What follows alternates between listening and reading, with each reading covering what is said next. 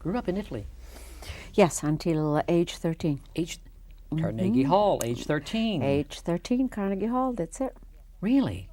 Yes, I started Who brought you here? Well, I started singing. My father started teaching me when I was about 2.5. Gave my first concert with a 100-piece orchestra when I was 6. 6.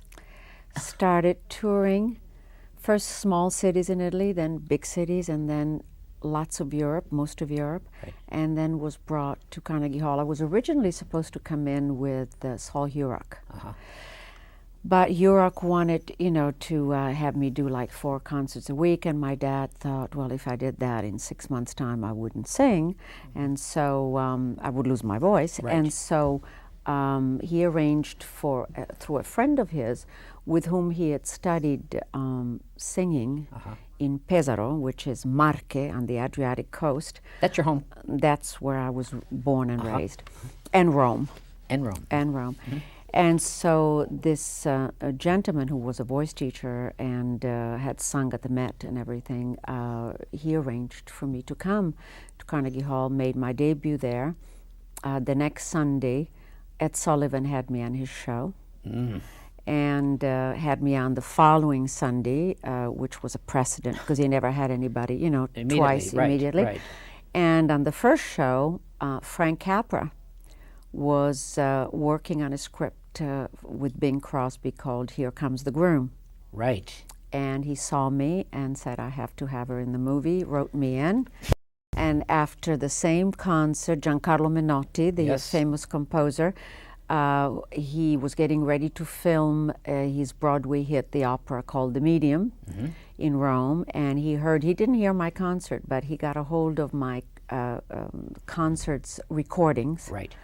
And so I did both things at once, and that's how I came to Hollywood, and that's how it all... Actually, at 13, 13. you arrived. Bing Crosby, first film. Bing Crosby. I mean, you were in Bing Crosby's... I can't believe it. Yeah. What a story. Yeah. 13 years old. Remember the song you sang at Carnegie Hall? Well, I sang several Many, but arias. A few that I can remember. One of them was the mad scene from Lucia de Lammermoor. Right. The other one was Caro Nome from Rigoletto. And I sang things from Traviata. How many languages does Anna Maria Alberghetti speak? Oh, not many. I used to speak French, but now I've lost that somewhat. I speak Italian. I'm very fluent in Italian, Spanish, and English. And if I would concentrate on it a little bit, and if I were to live in France for a month or so, I'm sure it would all come back. Really 3. Your father was a cellist? Cellist. Mother was a concert pianist? Pianist, yeah. So you really grew up in the... That's all we talked, breathed, and inhaled was music, And I really was a product of my dad's dream. My father, besides being a cellist, he was a baritone with the La Scala Opera Company. Oh. But he claims that his voice had been ruined by bad teaching. So he gave up his career in opera, which was somewhat successful because he felt that, his voice had been ruined and he couldn't do with it what he really wanted to do. And he swore that if he had any children, they would have a voice. There wasn't any question that they wouldn't. And he would be their only teacher. So nobody else would ruin that voice. And I'm told that we know how little babies in the middle of the night, they scream and carry on, and the parents are not thrilled about that. My dad was ecstatic because he said, listen to that voice. Look at those lungs. Look at that chest. And he would let me scream and cry in the middle of the night to develop my breath control. You didn't grow up as a 13-year-old, an ordinary child. No, I don't think so. I mean... Remember the song you sang at Ed Sullivan, the first... Caro Nome from Rigoletto. Oh, As a matter of fact, my sister Carla, who is also a singer... How many sisters and brothers do you have? I have 1 brother and 1 sister. Okay. And my brother is an attorney in the motion picture business, in the entertainment business. And my sister is a wonderful singer. And she, for my last birthday, tracked down the original kinescope of the Ed Sullivan show and gave it to me for my birthday, which is, a treasure. How exciting, how exciting. Yeah. Looking back at seeing that, how do you feel?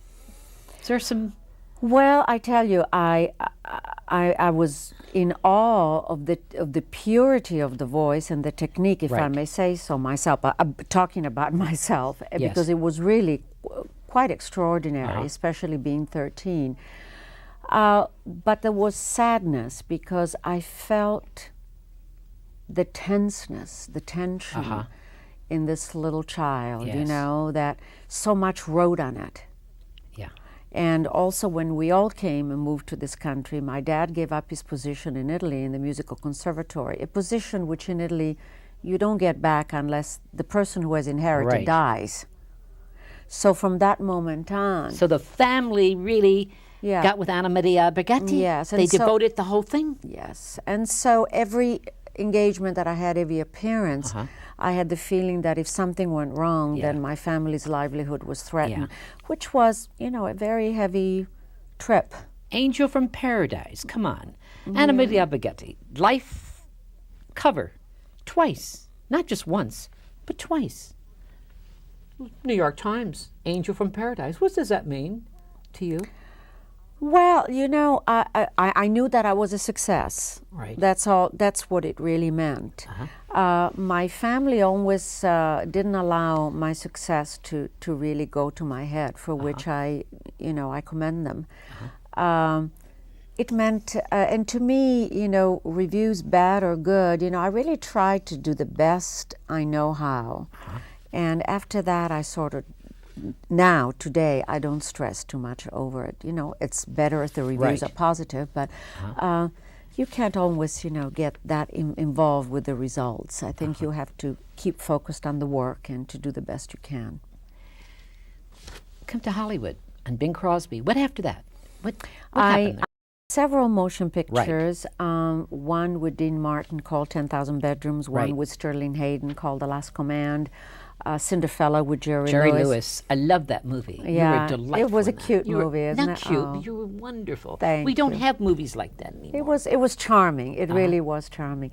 And then Paramount, in order to stay under contract to them, wanted me to not continue to perform live. Singing. And the roles that were coming down in motion pictures were not worth gambling, developing stage fright, you know, which I experienced stage fright Did for you the really? first time in my life after Paramount forbid me to perform live when I was under contract with them for 2 years. And then my dad, said, enough of that. If they don't want you to do that, we'll just have to not worry about motion pictures. You're a singer and da-da-da. So, They were trying to get you acting too. not right, just- yes, but they wanted, Yeah. I don't know exactly what happened. I was too young to Yes. really even understand the dynamic. The bottom line was that the contract was terminated, and I remember, do you remember before our new facilities were built, the concert hall was called the Philharmonic here Right, in LA. absolutely. And so I gave my concert there, and my dad had arranged a week prior to the concert for me to do a concert in not in Glendale, in Bakersfield. Bakersfield, And okay. I said to him, why do you want me to sing in Bakersfield? Well, when I walked on that stage, I knew why. I knew stage fright for the first time in my life because I had not performed live for 2 years. And of course, I got over it very Right. quickly, but from that time on, even when I retired for several years when my children were born, I made sure that I performed live from time to keep time to keep it going because all of a sudden, the stage, which I'm so comfortable working on, Right.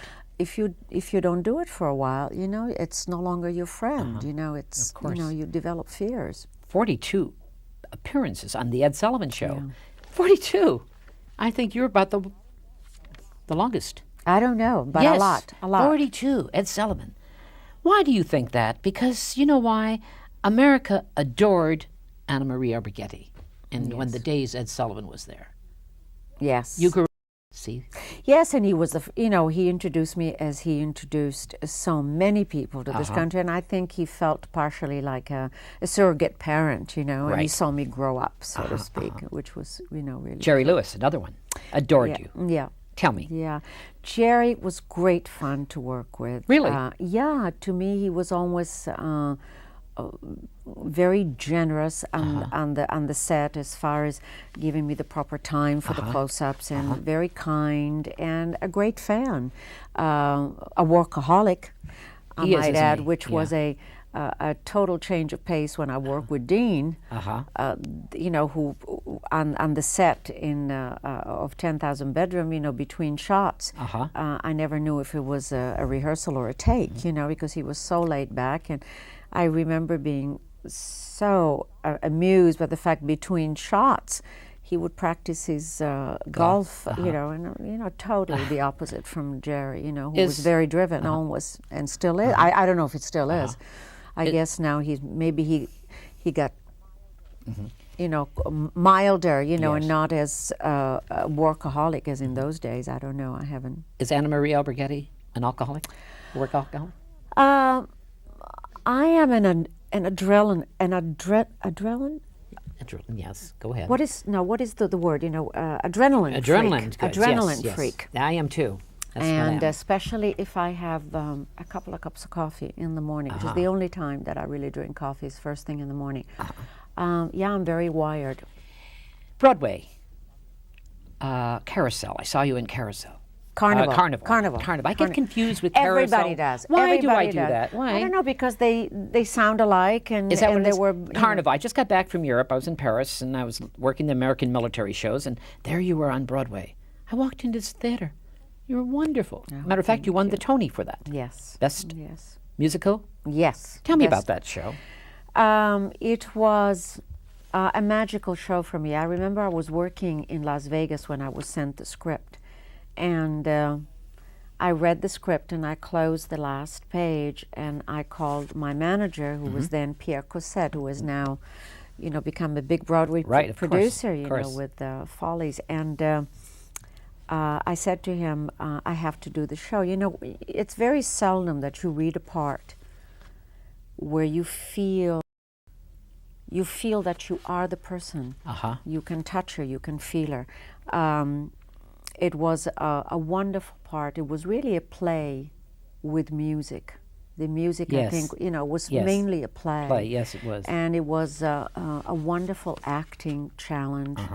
And I just fell in love with it, and I loved the entire Have you ever turned down a experience. part that you regretted later, Anna Maria?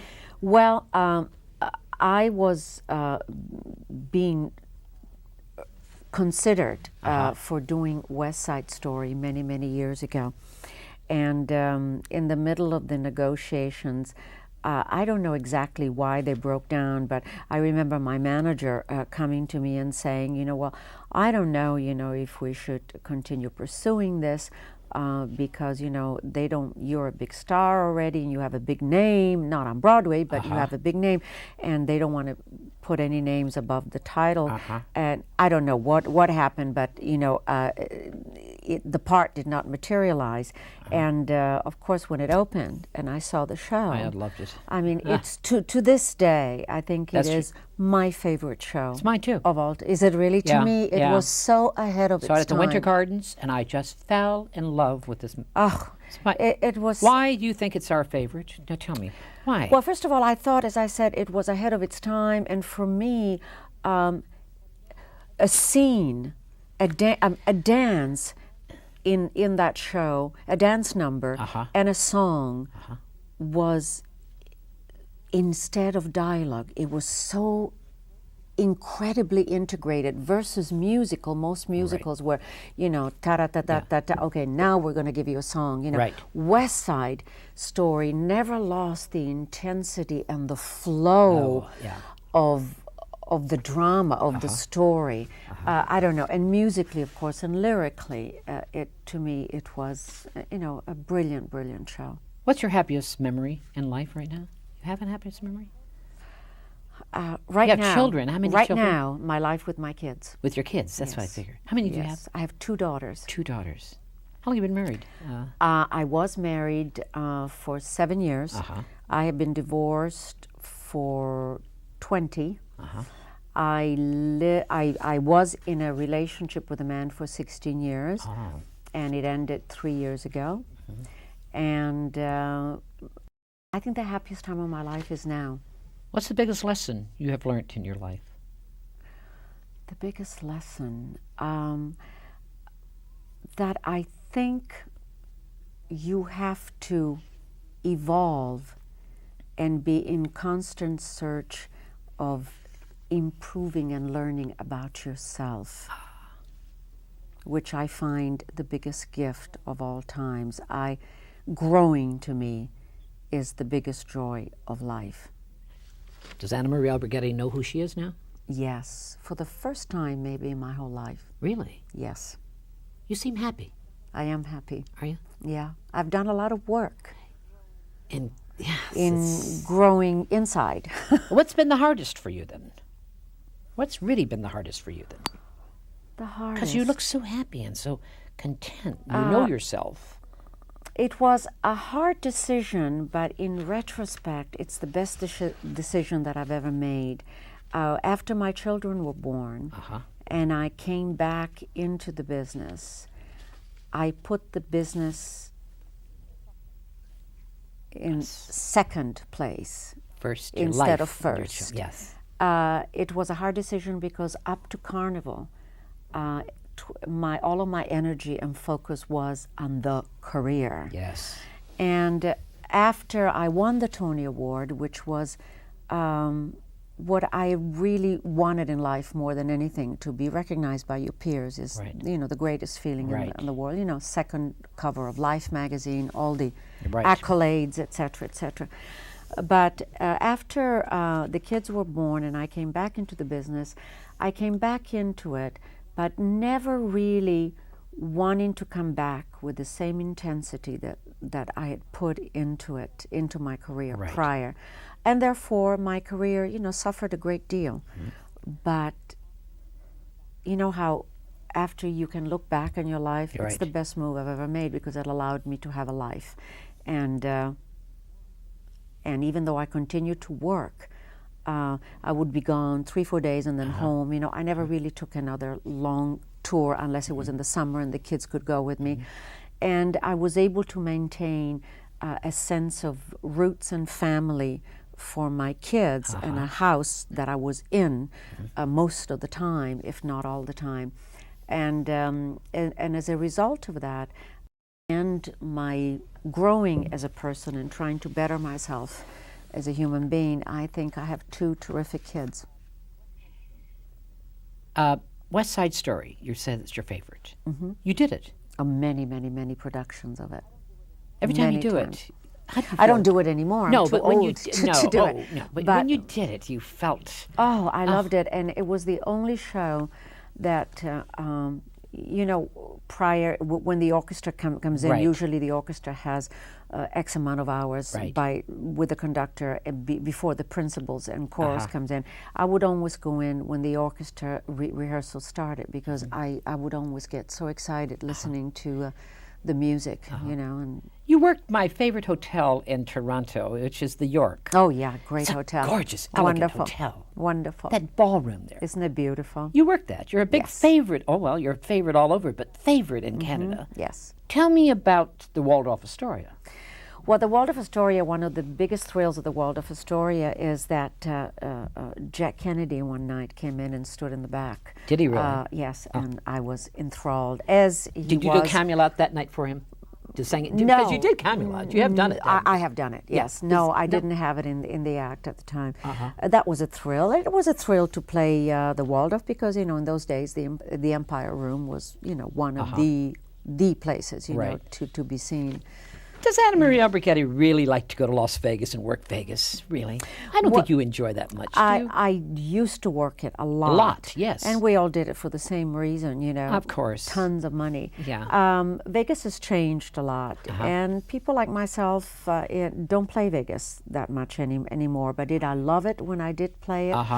I didn't like the feeling of getting up in the morning and having to walk through the casino, and there is sort of a decadence kind of feeling, Yes. It's one thing when you go in and see the show and you go there for 2 days and gamble and have fun, but to live there for a month at a stretch was not exactly my favorite thing to do. Also, nightclubs are not my very favorite Mine things. either. I like theater, you know. What's your philosophy in life? My philosophy. You sound so happy. You sound like you know who you are. What is your Yeah. philosophy? My philosophy is that you have a choice every day when you wake up to put your energy into make it a wonderful day or a negative day. You can look at this glass Right. and it's not full. You can say it's half empty or it's half full. Right. I choose that it's half full. Really? Yes.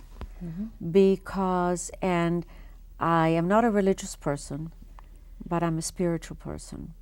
I am too. That's the way I feel. And yeah. I feel that. Are your children that way? You brought your children that way? Yes. You don't force them to church or anything? No, because I really think that religion, for me, Yes. I respect people who go to church, a synagogue, Right. and whatever their house of prayer is, and if they get something wonderful from it, good for them. My feeling is I'm a very spiritual person. I believe in a higher power, in I don't know what shape or form God or a goddess is, but it works for me, and I have the feeling that it's never going to abandon me. Yes. And that gives me a feeling of being sort of, held, and that's what I hang on to when I go through difficult times. How do you deal with stress? We have Sometimes stress. not well. Not well. Sometimes not well.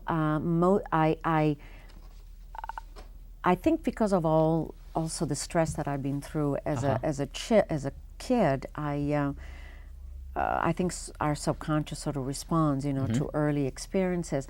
I'm not always able to pace myself well. Right. And most of the time I am okay. And when I get into trouble, I get into it, but I get myself out of it very quickly.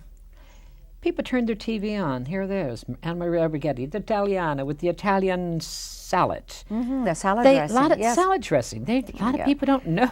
I mean, a lot they of think Anna Maria Alberghetti is that the salad dressing lady. But yes, they don't know happened what you are all about, which I'm trying to bring. The younger kids, and especially people who don't follow, Right. my kind of music, do know me as that, which was a great experience, How great did you get exposure. that? How did you get that? I was 2 weeks overdue with my second child, and my agent from New York, March Fields, called me and they said they would like you to do a campaign for Good Season, extremely well paid and great experience, because every time I was on, they had to write my name, and I said who I was. And I said, it's fine, except if my water breaks, I'm going to have to leave in the middle of the shoot. And they said, okay.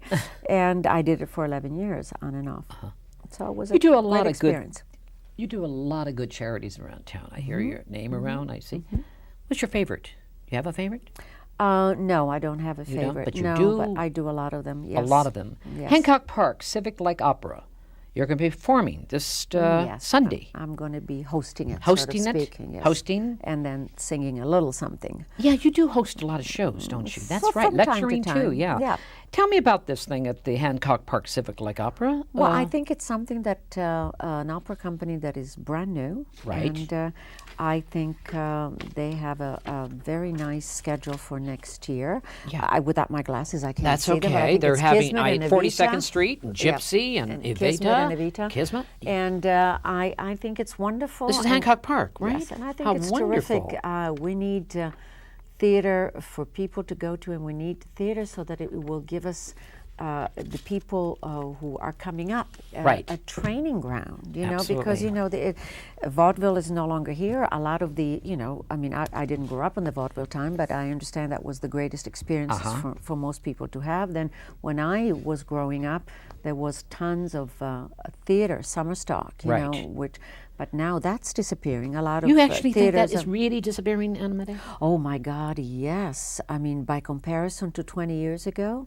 Really? Yes, they were You did a show with Mimi Hines, Tony Bennett, But Tony that, Martin. yes, but that Sid Charisse. wasn't. But that wasn't theater, summer stock theater. What that was? That was just a touring show that we did. Yes, but summer theater years ago, every artist that had a box office name would go out with a show for 12, 14 weeks. You know, the Goober and Gross circuits and stuff. I think the Goober used to have 14, 16 theater. They have 2 or 3 now. A lot of the theaters have gone belly up, you know. So what do you think we should do?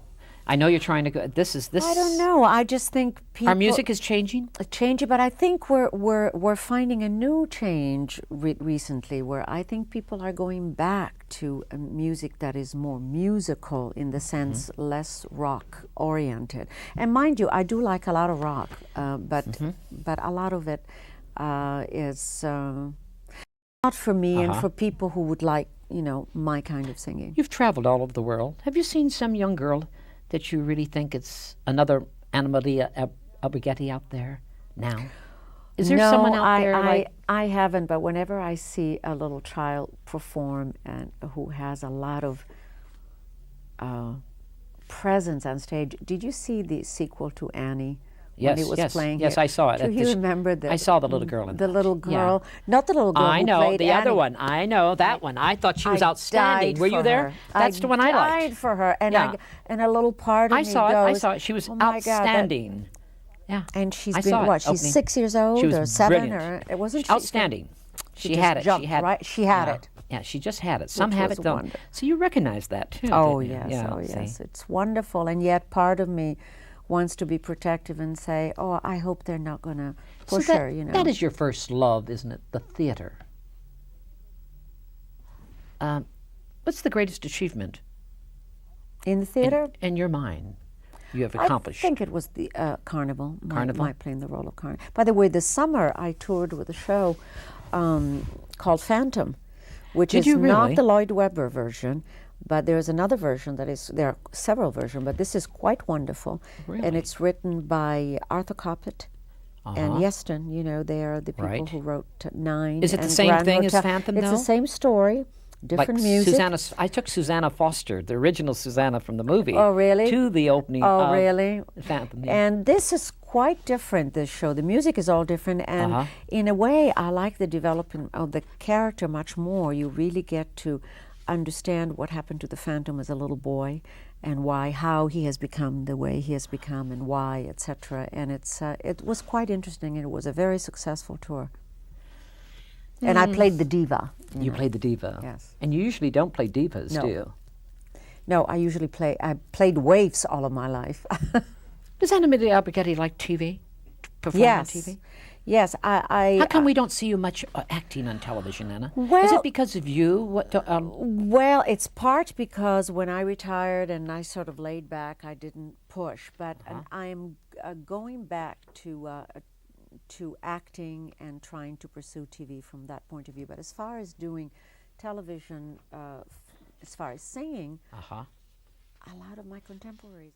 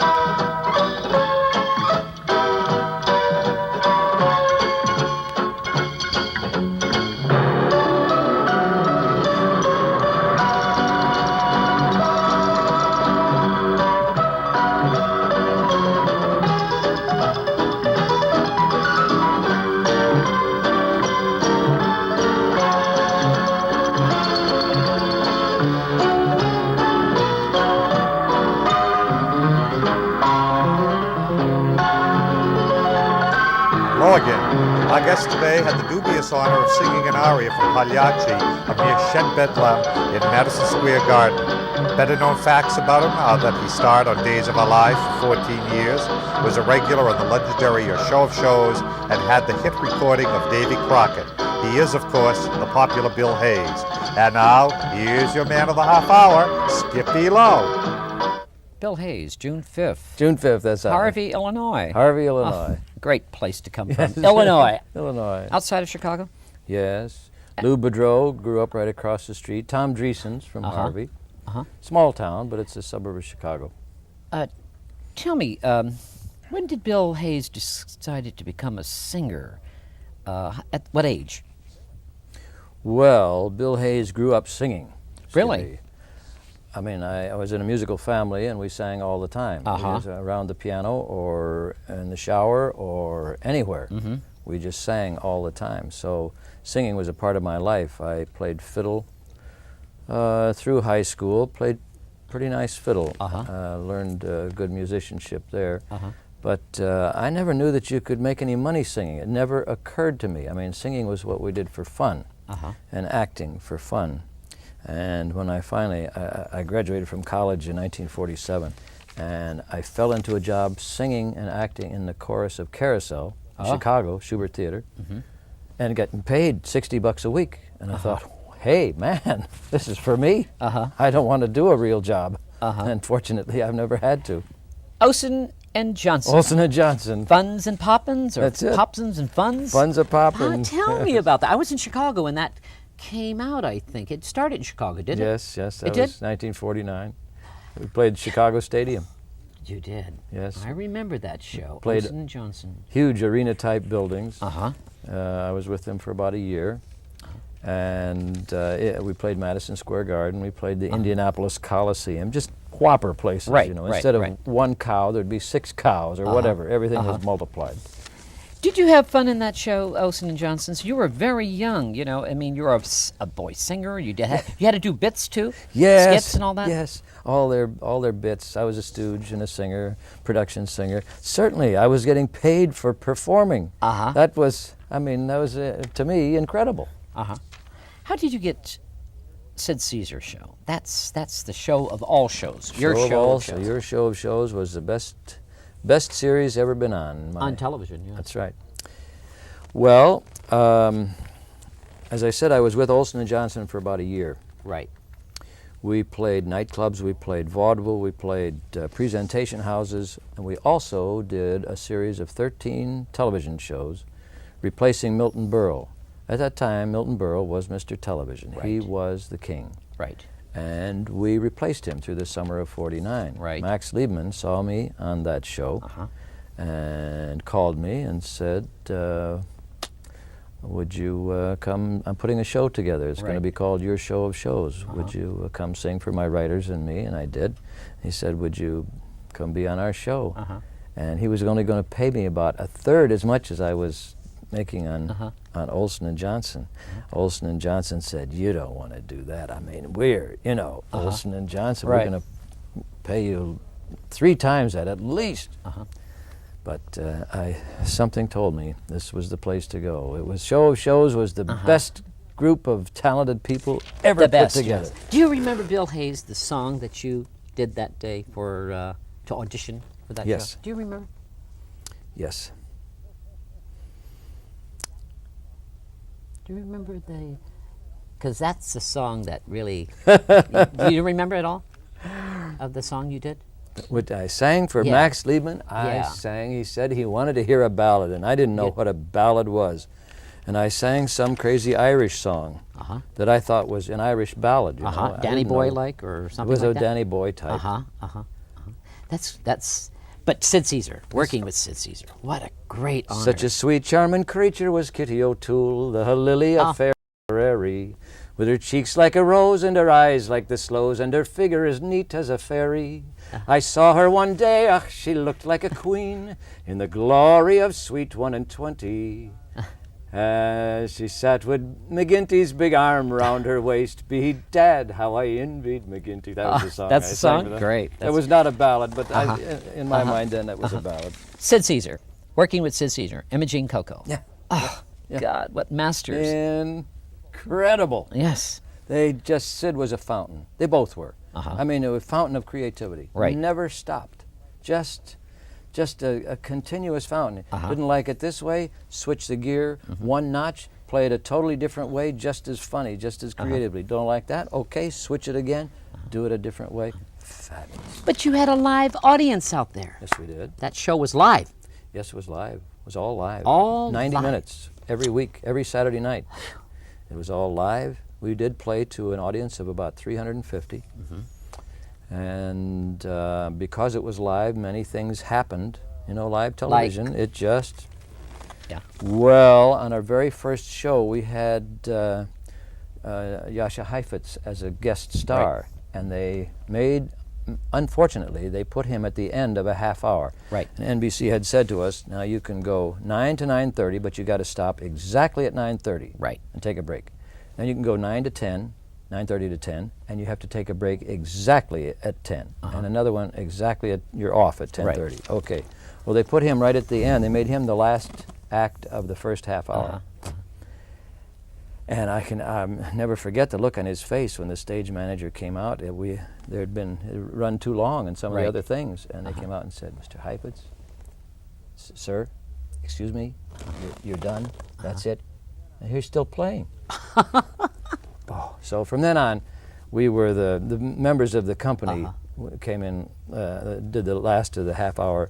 And many times, Charlie Sanford, conducting the orchestra, would hold up his hand and say, hey, we're behind, here we go, and we'd do something very So it was very really fast. tough those days to do a live show with a live audience and millions of people are watching you. You know, Absolutely. Today it's easy. They tape it. They tape it, that's They right. tape. And Johnny Carson's taped.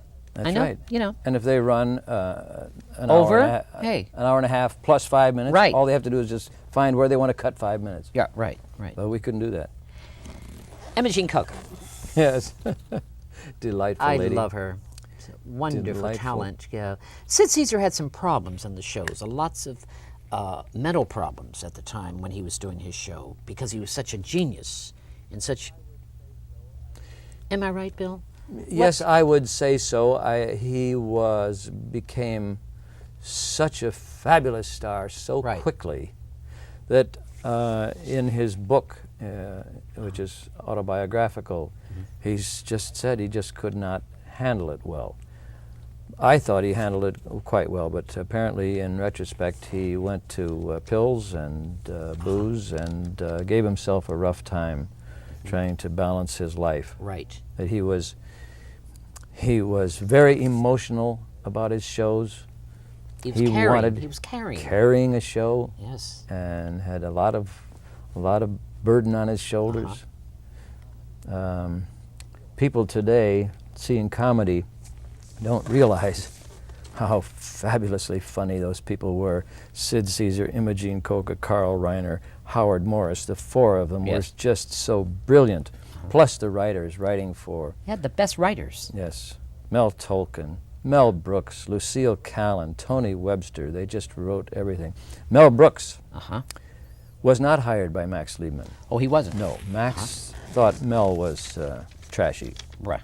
No, not enough class. Well, Sid brought him in, and Sid says, he's funny, Max. He writes funny. So Max says, well, you pay him. So Sid brought Mel Brooks in. Is that what to happened? Start. And of course, Mel was wonderfully creative. He used to write all the monologues that Sid used to do, you know, when he played a gum machine and a fly on the wall and a little baby. Mel would write those. Remember the Jack Paar days? Certainly. Those were the days. You Yes. have appeared on that show many times. I appeared on the Jack Paar Tell me show. about Jack Paar, Bill. I mean, a lot of people really don't know Jack Paar, but I guarantee you do. Tell me about Jack Paar. Well, he's a very unique talent, certainly. He was a very real person, and what he thought, he could not conceal. It just that's what it was. came When you saw forth. Jack Paar, you saw him. it. That's right. He was not a fake in any way. So when he cried, he actually He cried. he meant it. When he laughed, it was not a put on. He just had conversations with his people. One show I did with him, his guest was Errol Flynn. And Errol Flynn had just been down fighting on Castro's side. I remember that, yes. And he was very moving, and Jack Paar was quite moved by Errol Flynn's statements, the things that he believed in. He suddenly realized that Errol Flynn was not just an actor, but a human thinker, being. a human being. That show, if you happen to remember that I show, do. that was Phyllis Diller's first performance. Was that Phyllis's first performance? Yep. She came from the village at the. That's right. She was working at the Bonsoir. That's right. Is that right? And that's right. I do remember that. She didn't even have any costumes yet. She didn't? wore a housewife. a black leotard with a top, kind of like what you have, and she was just housewife, just starting. And the audience took for her that Yes, night. yes. She became just an overnight success. Wonderful. Jack Paar really made a lot of stars, didn't he? Yes, Genevieve. Yeah. Yes, you're absolutely right. Getting back to Sid Caesar. Yes. Sid Caesar's show. That was on the air for how many years, would you say? Started in 1950, ran until 1954. There were 169 160 episodes, really? Performances of your show of shows. And the cast not only was good comedically, but musically. Right. We had Robert Merrill. Wonderful singer. Was singing at the Met at the time. Nobody ever sang better. We had Marguerite Piazza. Right. Likewise, she was singing at the Met, and she sang gloriously. We had Jack Russell, a terrific baritone. Judy Johnson, who still sings beautifully. We had the Billy Williams Quartet. We had the Hamilton Trio. Right. We had Mata and Hari, the dancers. Yes. It just, and every time we had a guest star, and we had guest vaudeville acts. You know, they used to put on, Max Liebman loved vaudeville, and he'd have something funny, and then he'd have opera, and he'd have something funny, and then he'd have a piece of vaudeville nonsense, you know. Today, our television is not that way, like it's so entertaining. No, it's different. Bill, what's happening with our television today? I mean, I'm turning television on, and it's not entertaining me like when I was a kid growing up. Like the Ed Sullivan. I understand they're going to bring even the Ed Sullivan shows repeats back. They're going to put them on the air again because people got to be entertained. They certainly Everything could. is vulgarity today. And it's aiming to sex. Everything in America is sex. Yes, I mean, and people don't have a chance to warm up and develop their craft. I mean, when I was working with Olson and Johnson, Right. our opening act was the Clark Brothers. Two fellas tap dancing team. They started as kids, and they worked in New York, and they got better. I know and who they they got are. better, and they got Yes. better, and they got better, and they were just the most fabulous. Black boys. Yes, Two black yes. boys. I worked in Pittsburgh with them. They They're were great. fantastic. Yes. They've I been know who working they in are. Europe for the last 30 years. Yes. Did you know that? Yes, I know. Well, I worked in interesting- Europe with them too. Yes? Yes, Bill. Interesting thing, last week I filmed a cop rock, Uh-huh. which will be on October 24th, I believe. Uh-huh. And the choreographer was Russell Clark. Uh-huh. And he said, my dad's one of the Clark brothers. Brothers. I said, whoa, Uh-huh. I worked with him for a year. Uh-huh. Isn't that great? Yes. They've been in Europe working a lot. They're very, very good. Bill, tell me about your Broadway show. Then you went to Broadway. Yes, I worked with Me and Juliet. Me and Juliet. That was your Certainly- first Broadway show. Yes. That's Certainly Roger. Rodgers and Hammerstein. Uh-huh. One of the thrills that anyone could ever experience. Uh-huh. I auditioned for them. I auditioned again for Rodgers and Hammerstein and George Abbott. Uh-huh. And I took a leave of absence from your show of shows to go perform in Me and Juliet. Oh, you did? Yes. Uh-huh. And, oh my, what a thrill. I can remember Dick Rodgers called one day and said, could you come by my apartment on Sunday? I'm going to play through the score before we go into rehearsal. Uh-huh. Well, what a thrill that was. Uh-huh. He played through the score for us. Oscar, the first day of rehearsal, took his script and he said, this is the script as I have written it. Uh-huh. But I want you to know that George Abbott is the director, and any change he makes is right. Uh-huh. Well, I thought that was a pretty healthy thing for a writer to Right. to say. that here's my baby, but I give it to. Right.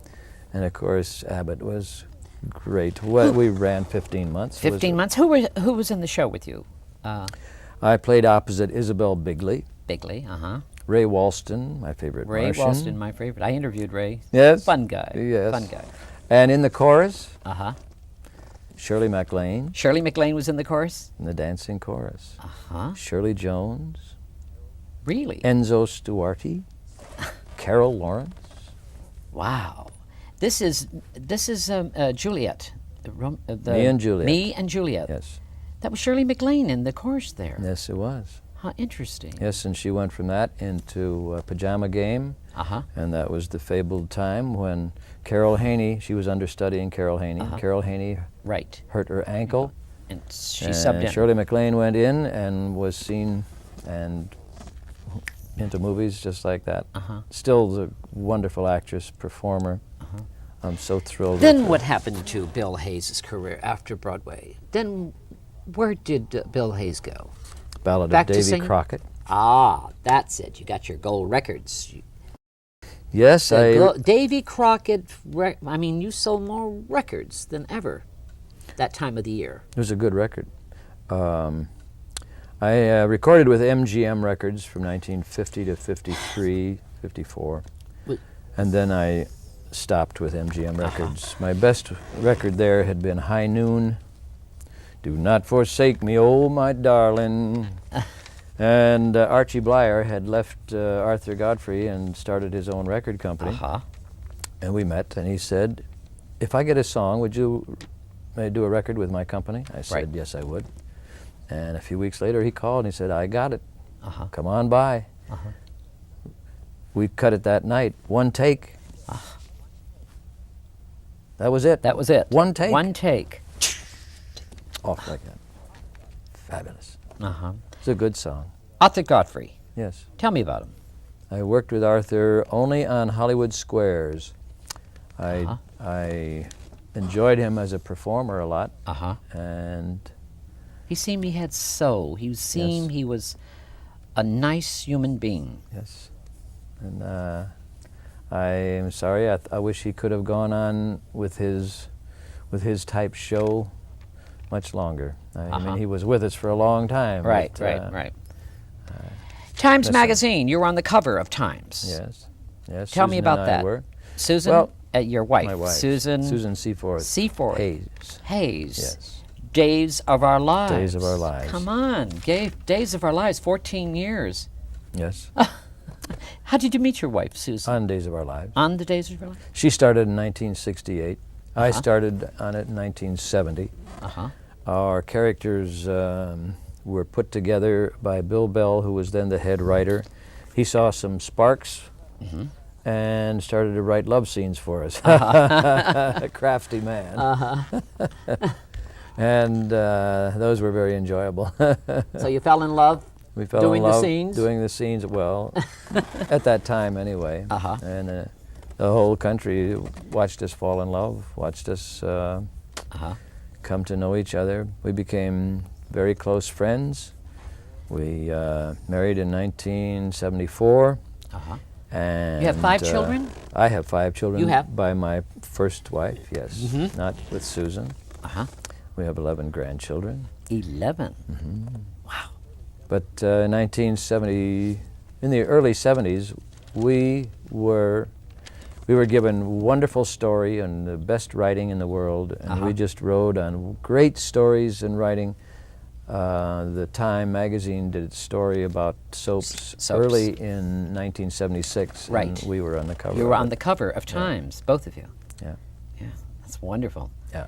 Susan, where's she from? She was born in Oakland, raised in Los Angeles. And she's been in show business for Since she was a kid. Yes. She grew up as a daughter of an actress, and just so she wouldn't sit in the dressing room, she would do little things. Bill, is it difficult every day doing scenes and soaps? Isn't it? It's awfully difficult. I think it is. I think it's work. It's hard work. It's very hard work. It all is memorized, so there's a certain amount of mental demand there. It's done very quickly so that there's also a physical demand. I mean, they do a whole hour, Days of Our Lives, there's a whole Yes. hour drama every day. Uh-huh. They have about 2 days to write it. You have about 2 days to prepare it as a director, 2 days to prepare it as an actor. Yes.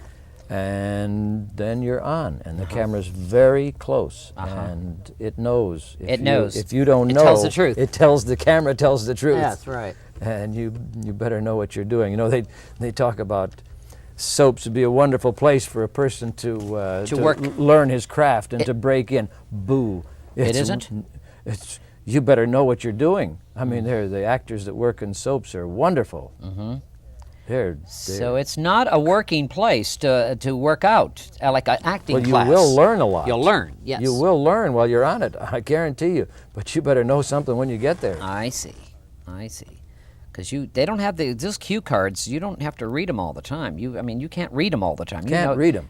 you They're gotta- there for emergency's sake. Right. If we're going along and I can't think of a word, Right. they're there for me to look over and see the word and return to it. But even if I look over and read off a cue card, the camera knows that, and the people watching know it. Do you make words up, Bill, sometimes? You try not to, but once in a But while it's necessary. I mean, people, you're human. Yes. So you paraphrase a little bit. But if you paraphrase very much, you find somebody who will learn the words, because they pay a lot of money for their words. They want to hear them. Of course. As the writers do, yes, of course. And what was the cute film Tootsie that Dustin Hoffman did, where he just began to make up his own story on Yes. it? No way. I understand Susan and you are doing a show. It's going to be opening at 42nd Street. You're doing 42nd Street? Yes. Ah, look at this, Well, we've done 42nd Street. We did First Street, then Second Street, and this is this is 42nd Street. Susan Seaforth. I didn't know she sang. She sings. Yes. Does she sing, really? Yes. This is like a Broadway a musical. Oh, it's wonderful. It's a great show. Bill Hayes and Wife Together. How Yes. wonderful. Yes. Going to be opening in Glendale? Glendale, How Music marvelous. Theater. The Music Theater. How Friday. wonderful. That's And, great. Yes. I played it once before in San Bernardino, Oh, you did play it? about 4 years ago. Enjoyed it quite a bit. It's And a tough this is show, Bill. Totally different Isn't cast. it? It's a tough show. Yes, but it's fun. Is it? I mean, sure, things are work, but if it's fun, then you don't care. You dance? Yes. You do. And Yes. your wife? I am not a dancer, but I dance. I've danced but- in many shows. I played Charlie in Where's Charlie. I played George M. Did a lot of tap dancing. Did in you do George M? Yeah. That's a great show. Yes. And I've danced in many shows and Oh, I didn't know that. have enjoyed it. Study singing when you were a young boy? Not when I was a young boy. When after I got into carousel, I decided I didn't know much about singing. In New York? This is in Chicago. Chicago. And I went to Northwestern, Great the school. music school there, for about a year and a half until I joined Olson and Johnson. Oh, you did study. I studied though. voice, took a lesson every day, and worked very hard at it. And I had a good teacher, and stood me in stead. The shows are very hard on you. Your voice, as you know, play vaudeville or to do a long, hard musical or a straight play. Has Bill Hayes had a good time? Would you look back in your career? Would you say you've had a good time? I must confess, yes. Yes. I am thrilled never to have had to go out and try to sell something or dig something or work at some regular job. I've just had a ball. I enjoy performing. You would do it the same way right now? You Yes, would do there are different avenues I would like to have tried, or different things. You know, you learn as you go along, of course. And you look back and say, well, there I would have done better to, you know, but Is Bill Hayes religious? Spiritual? Spiritual. I would say spiritual. I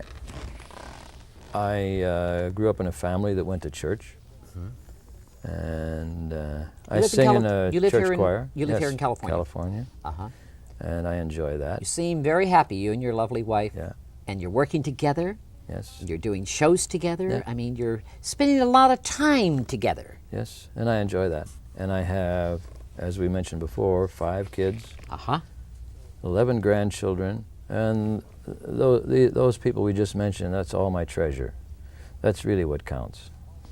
Treasure. What do Yeah. you mean all those people are your treasure? My wife. Your wife? My children. My grandchildren. I see. That's my treasure. This is what you live for. This That's is right. your, That's that it. is your way of life. That's beautiful. Yeah, that's the way it is.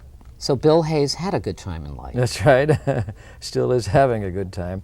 I've had quite a year, Skip. Like- I have played Rumors this year, Music Man this year, Sweeney Todd This year. 42nd Right. Street coming up, and following that I'm going to play Grandpa Vanderhoff in a play called You Can't Take It With You, 1936 Kaufman and Hart play. Oh, where's that going to be? That's going to be in North Hollywood, Los Angeles. So Bill Hayes is keeping himself very, very busy with that soaps and shows and singing. You do a lot of appearances constantly. Yes, I think Why so. do you keep pushing yourself so? Why does Bill Hayes push himself so? Well, You look I don't great. think of it as pushing myself. I just enjoy it. I don't know. That's the nice thing about it. Show business. I went to a 40-year reunion a few years ago. Mm-hmm. People who had been at DePaul University during World War II. Right. Men from, I'd say, age 55 to 65, or maybe a little more than that. There were 100 of them. Mm-hmm. I was one of 4 who had not retired. Since then, I believe the other 3 have retired. So you're the only So one. I'm it. You are working. But I'm having too much fun. And I bet you look the best of all of them. Younger. Am I right? I have a ball. Yeah. I mean, what am I going to, if I quit this, what am I going to go to do that's more fun? Uh-huh. I don't know. I have to find that. Do you have a favorite show that you've done? Ooh, boy. Is there a favorite for Bill Hayes? I got lots. Oh, my. Carousel, my first show, I finally went on and played Billy Bigelow in Carousel several times, and I think that's just genius, that show. It's just It is so beautiful. The music is great. The most fun I ever had on stage was in Where's Charlie? When you had to get in drag Once and all in that. Love with Amy, go back, it's just a hoot from top to bottom, just laughs. The audience just They say a straight guy who does that is the best in drag. They say Yes. a straight guy does the best in drag of Where's Charlie. You know the show. I'm very familiar with it. Okay. It's a great show. I have seen people play it Uh-huh. where they're making fun of the drag bit Right. when you're playing your own amp. Exactly. And it doesn't work. It's got Yeah. to be straight. Of course. Of course. I mean, he just has a dress on, that's all. uh-huh. Otherwise, it's not funny. Music Man, Uh-huh. why, what could be more fun than doing, well, Yes. you got trouble, my friend. Yes. Right here, I say trouble right here in River City. Why, sure, I'm a billiard player, certainly mighty proud to say it, and on and on and on. Bill Hayes, Yes, Sid Caesar. yes. Still see him? Friends? Once in a while, yes. Yes? Yes, Do you think of old times when you were together with Sid? yes, yes. Imogene and all those wonderful people? Yes. And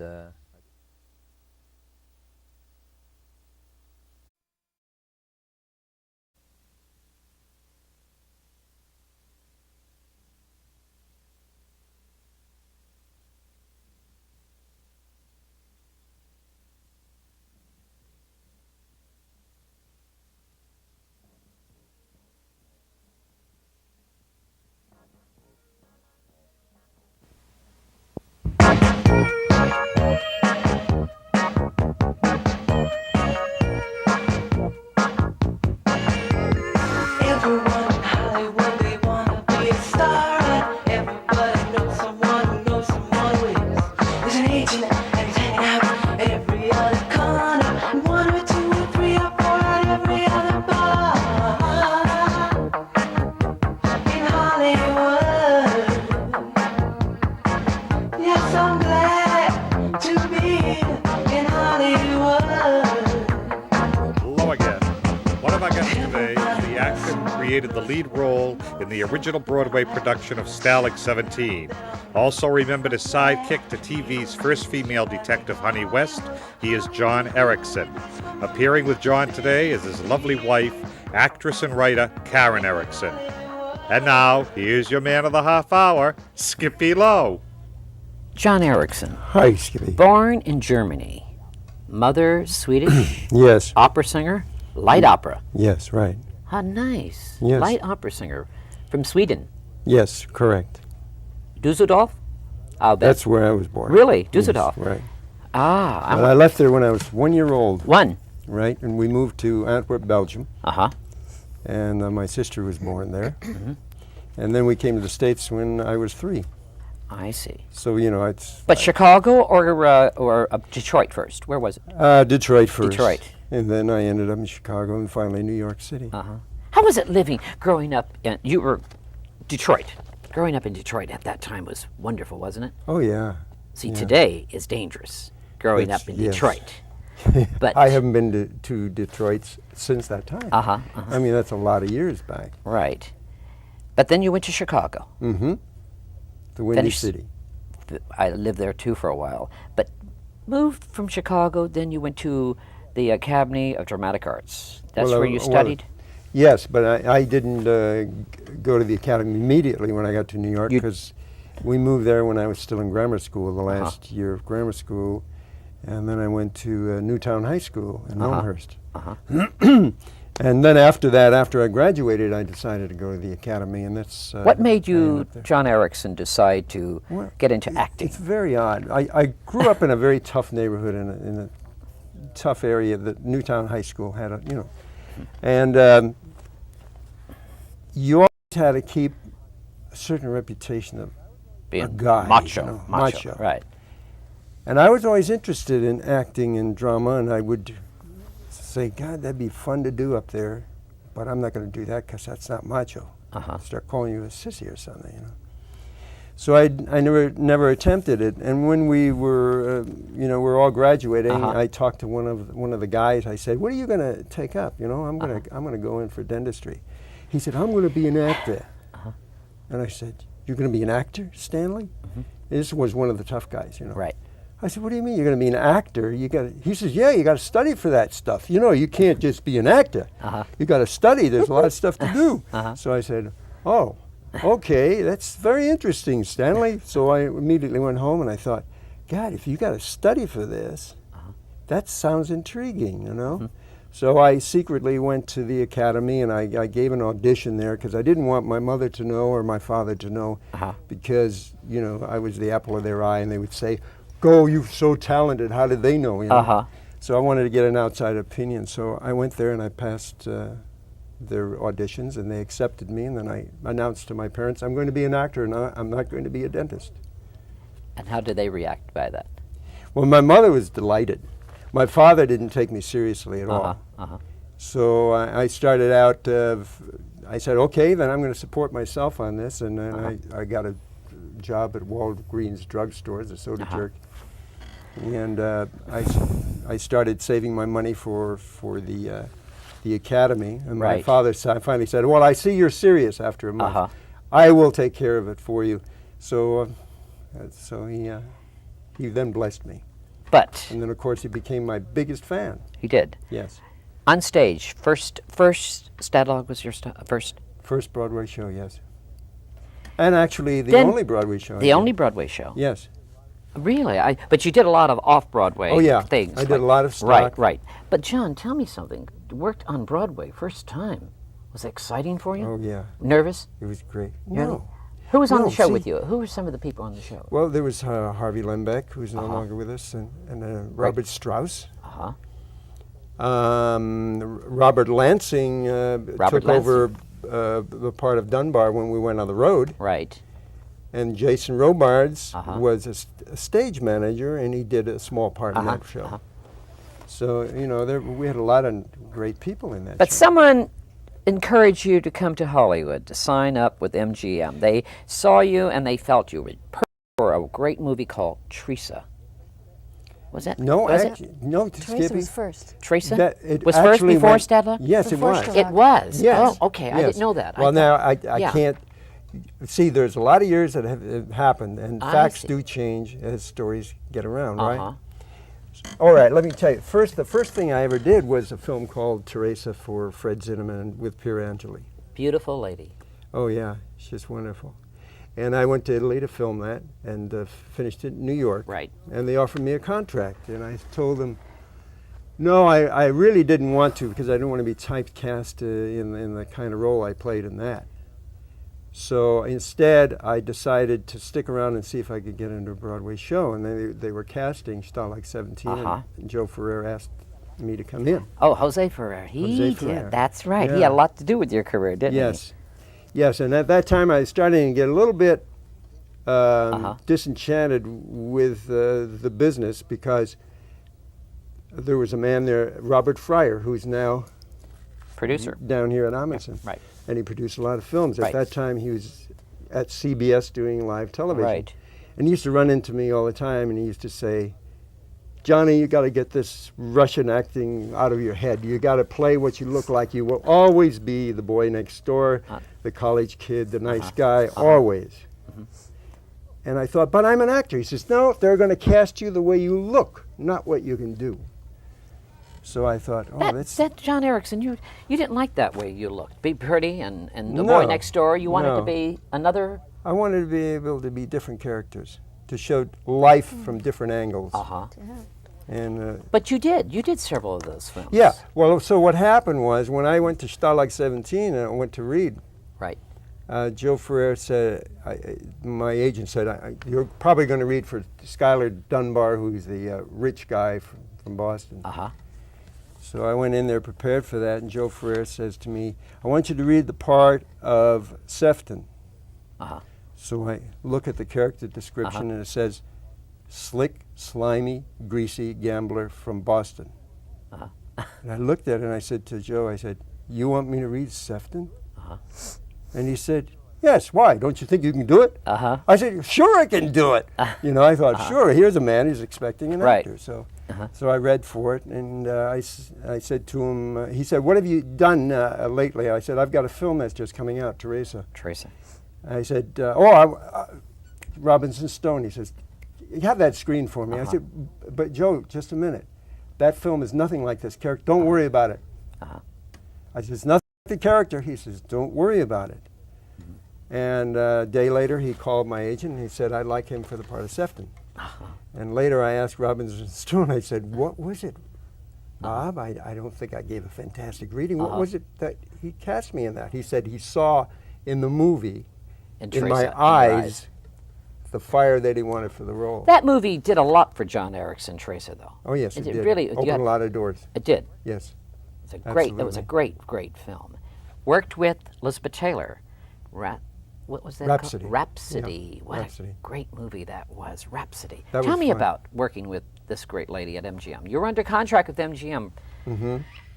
How was it those days, John Erickson, being under contract? It was fun. I actually got under contract just at the time when they were starting to let all contract players go. Because I remember my agents were telling me there's no way that you're going to be able to even get in to see the producer on that show. Because they are firing rather than hiring. So I managed to get in to audition for them. And I got the role, and they put me under contract, and I did 4 films for them. 4? Yes. Now, Elizabeth was a great deal of fun. Louis B. Mayer. Tell me about Louis B. Mayer. Louis B. Mayer wasn't there when I was there. He Dory wasn't? Sherry. Oh, how was he? Dory Sherry was a fantastic man. Because that's a great studio. It's Yes. what it was. That's true Hollywood studio. He was a man that still went out on the limb for people and for his ideas, and he stuck to them. I remember when he approached me with the role as my next assignment, I kept saying, no, I don't want to do it, because the role was that of Anne Francis's brother, and it was sort of it wasn't a great real strong character. He was kind of a little bit wishy-washy. Milky toast. He turns, in the end, it turns out okay. But I wasn't interested. I wanted to get another image going. Yeah, but you did with Spencer Tracy. And back yes, then. I know. But so he kept calling me and saying, "Do you know who's going to be in this film, John? I'm going to have Walter Brennan. I'm going to have Spencer Tracy, and so on. I'd like you to be in this film." And he must have called me 5, 6 times, and finally, because of the cast he got, I said, "Yeah." Baghdad. Bad Day of Black Rock. What a title. Bad Day of Black Rock. That was Good movie. Yeah. You enjoyed doing that? It has become a classic. In fact, after they finished it for a good 10 years after that, way into the late 60s, people used to say, we've got to make a picture like A Bad Day at Black Yes, Rock. yes. That's something, you know. It set a real precedent. You seem very happy. You're married. You've been married now. This is your second marriage. Yes, correct. Your lovely wife is Karen. You're beautiful, Karen. Actress, writer. Whatever I can get. You do commercials and all those things. Yeah, I haven't done it. Well, I do. I mean, but I haven't done any commercials for a while. I did a lot of them. Where is Karen Erickson from originally? Wisconsin. Wisconsin. Oh, Yeah. that's nice. Midwest. I Yeah, love I'm a it. Midwest baby. And you sound like it. Good. That's a nice place to grow up. What It made is- it is Karen really. Erickson get into show business from Wisconsin? All kinds of things, actually. I think really, I was 7 years old when I decided I wanted to be an actress. Really? Yeah. That. And I was an only child, and I was actually very lonely. And I noticed that people looked at the actors and things, and they talked about them, and this was through the eyes of a 7-year-old. Yes. Of course, I'd look at it. The adult looks at it differently, and I thought, oh, well, they get respect and attention, and they must have a lot of friends. So I wanted to be an actress. Oh, that's wonderful. And sort you're of right. sad, and you're really, right. but- And you're right. Yeah, I always How liked. did you two meet, John? How We did met you on an two- airplane. On an airplane? Yes. John says we met in heaven. Up in heaven. Did you really? Yes. Is it first love, John? Yeah, yes. So he told me, you better say that now. At the time when it happened, I didn't realize it, but looking back several months later after Karen and I started going together, about a year later, I looked at that moment and I knew then. It was like a split second. I said, that's her. Boom. And then it was just another Right. boy-girl talk. You have two children from Yes, the I first do. marriage. Boy Yes. and girl? A boy and a girl. Are they in the business? My daughter is on the fashion channel. She's hosting, selling the clothes. How and the wonderful. jewelry, Home. which is Yes, nice. great. Home, yeah, home shopping. Uh-huh. So we can see her. Is this your first over marriage, cable. Karen, or is it? Yes, her You first seem marriage. very happy. You guys live in the valley. We've been in together Sherman a long Oaks. time, you know. Really? How long? We've been together 17 years, 17. and we've been married 14. Wonderful. Yeah. John said when he first met So me, we, so you know, the lived minute it. he saw me, he knew that was what he was waiting for. Isn't that romantic? Yeah. You did a movie called The Boston Strangler. Oh, yes. Tell when me, I was under that's- contract to Fox. You were under contract Yeah. at the time for the 20th. Yeah. Was it fun being under contract at 20th at that time? Yeah, it was. I had a wonderful time. It was like, for me, it was like having a home. And I was there every day. I loved it. I Did loved you have it. to have a screen test, Karen, at those days? I mean, to get under yeah. contract, I didn't do a screen test. I had other film. I had done work before. I didn't just suddenly get under contract. Right. And I had to go and do a scene, and all the executives came and watched my work and offered me a contract. Are you one of the girls who got strangled on Yeah, the I'm Boston Strangler? I'm the one that. Remember how he finally realizes who he is in the movie? If you saw the movie. They play it over and over and over again, and Right. I'm the girl. So in a sense, I had a lot of reruns, you might say. The part proved to be longer than it really was. John and it was Erickson, fun. you paint. Yes. You're a wonderful Yes, I do. painter. I You just paint. had a I love one-man painting. painting show right now. Tell me about that. Where was this at? My first one-man painting show was way back in the late 60s. And at that time, Dick McKenzie, who's married to Ava, who's the daughter of Fred Astaire. Right. Ava Astaire. He had a gallery on La Cienega. And he had come to my home for dinner one night, and he saw some of my paintings, and he said, "Gosh, you're good." And I said, "Nah." He says, "You really are." He says, "I'll make a deal with you. If you get enough paintings together, I will give you a one-man show." I said, "Really?" He said, "Not only that, you can use my gallery. Yes. In the back, I have a studio. You can use that." So I was there every day. And I What was kind of using stuff do film you paint, 15. John? I do scenics and still life. I don't. It's strange in my still life, in my scenics. I don't put people. Very seldom do I do a figure at all, I see. because first of all, I am against over congestion anywhere. Especially now, I'm very sensitive about that. Especially what's happened to the city. And so when I get a scene or a site, I'd like to see it without people. I like the solitude of it, because I like to go to a lonely mountaintop and contemplate and think and just breathe Yes. good air and feel good thoughts and nice feelings and just feel nature around. He should have me. been a forest ranger is what he should have I been. should have been a forest ranger. Yeah, I Well, think he would have loved Peggy Fury. Tell me about Might Peggy try. Fury, Karen. I love Oh, that lady. Did you know Peggy? Yes, I did, and I knew her husband too. And Bill just We died just too. That's lost not sad. Bill. And Yes, those two young girls. I just that are interviewed alone. Sally Kirtland. She was just telling. I was shocked. But tell me Yeah. about Peggy Fury. We're studying with Peggy. Peggy was. She was an interesting lady, and you know that she had a problem, narcolepsy. Sleeping, Yeah. at the wheel. That's yeah, what happened. but that happened sometimes during class. She'd be conducting class, and suddenly she'd just doze off. And you'd be doing a scene, and of course everybody knew what it was, and then she'd Yes. wake up again and everything. You studied with Strasberg, didn't you? I did. You She did. did, yes. I You did. did. Did you study at all, John? I went. I was there as an observer. An observer. Yeah, I learned an awful lot watching. I listening. dragged him along. Is what Did you, happened. this is in New York or here? Here. Here. Yeah, I was at the actor studio, and then I studied with Strasberg the last couple of years just before he died. Are you a method actress? You would consider yourself as a method actress? Because I went to see Annie Bancroft last night. Oh, And did a you? wonderful play. It's at the John's Mark ex-former Taper. fiance. Oh God, it's wonderful with Jane Is it good? Alexander. Is it? Brilliant, brilliant. A friend of ours is She's understudying so her. methody. It's just unbelievable. Really. Well, terribly. you do go You with gotta see the feelings and the emotions. I think that's good acting. I'm not sure if I want to call it method acting or not. I Method don't- acting. You just it's called sensory, isn't it? Sensory. Well, what? yeah, sense memory. Sense memory. Yeah. You know, John, did you study acting at all? I mean, yes. after you got, you keep your tools sharp, Oh yes.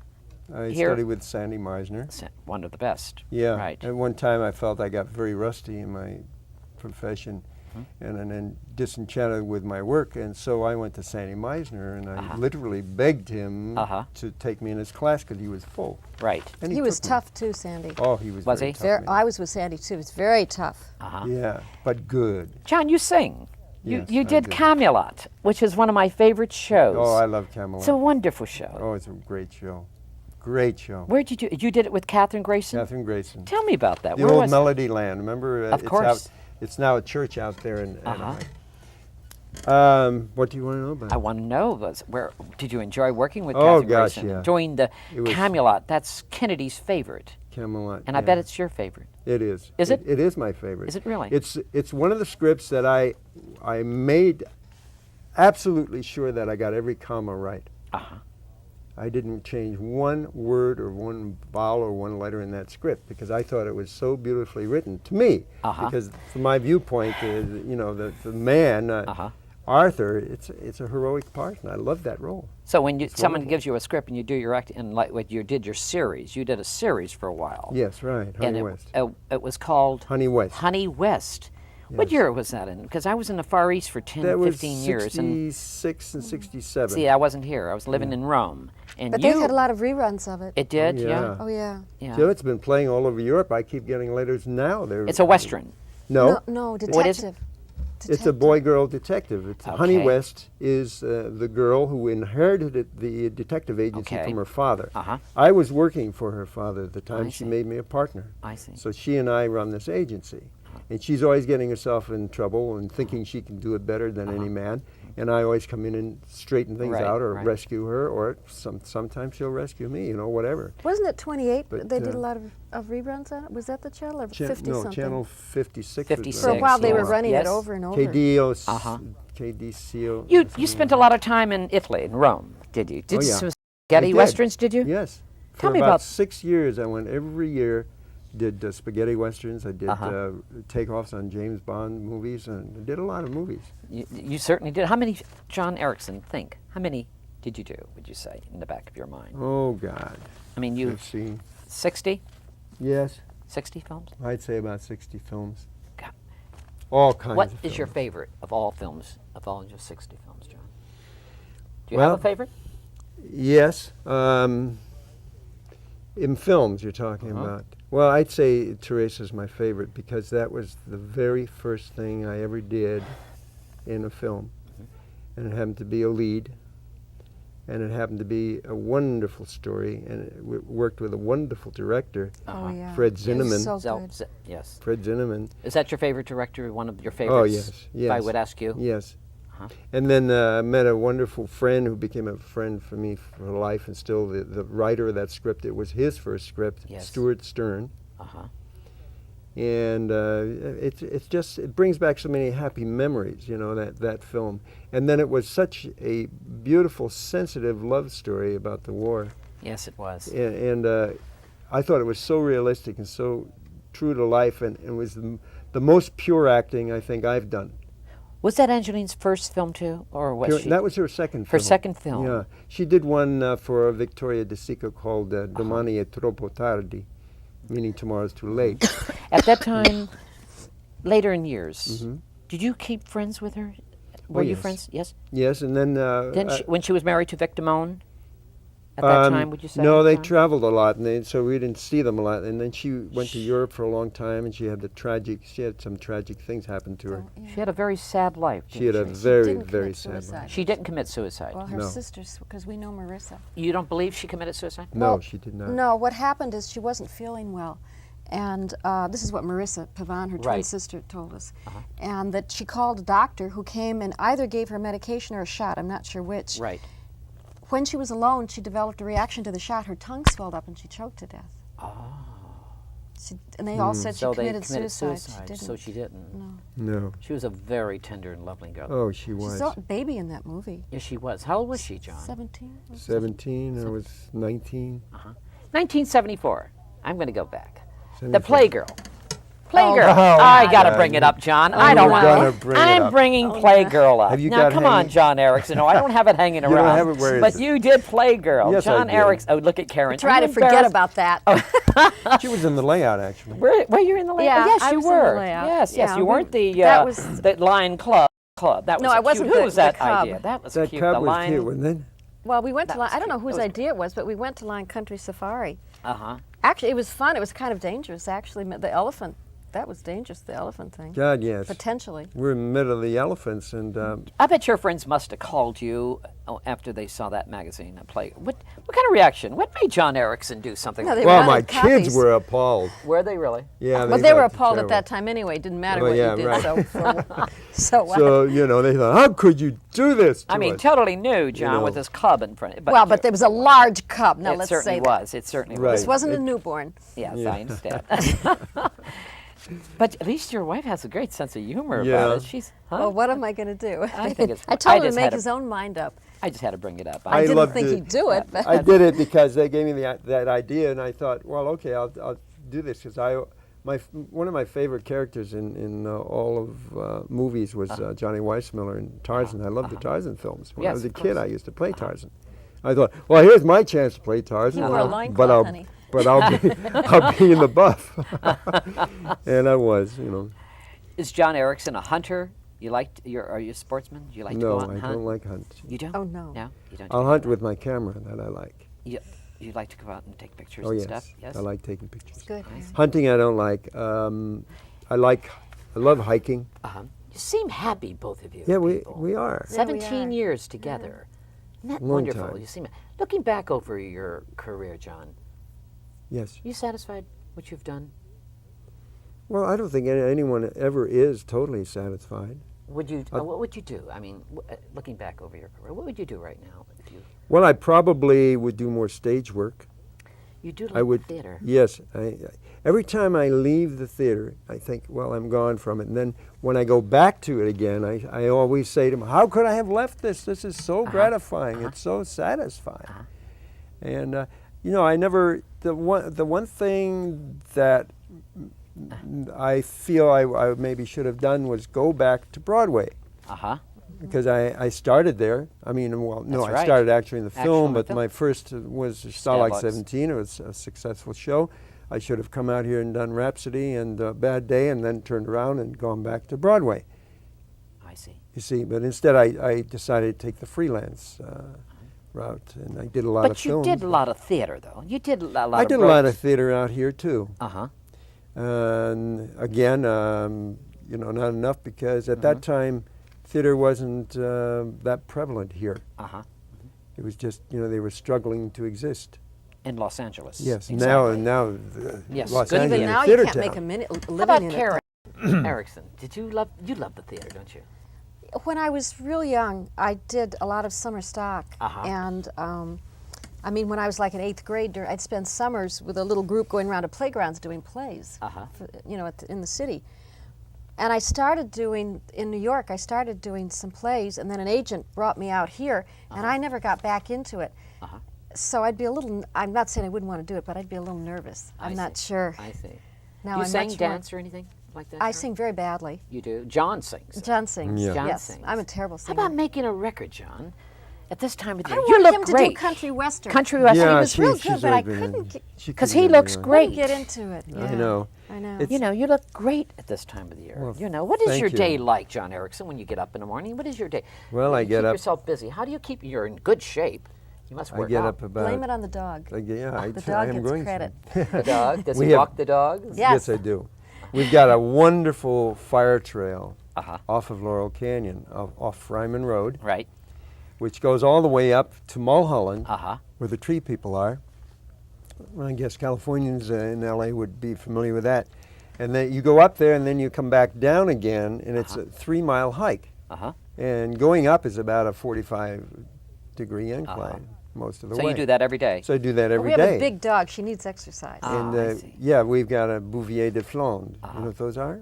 No, I do They're not. like a giant schnauzer with long hair. Oh, yes, Longer yes, hair, yes, yes, shaggy. yes, yes. Only they're much calmer and they don't shed, and they're just a great dog. I mean, He's crazy about her.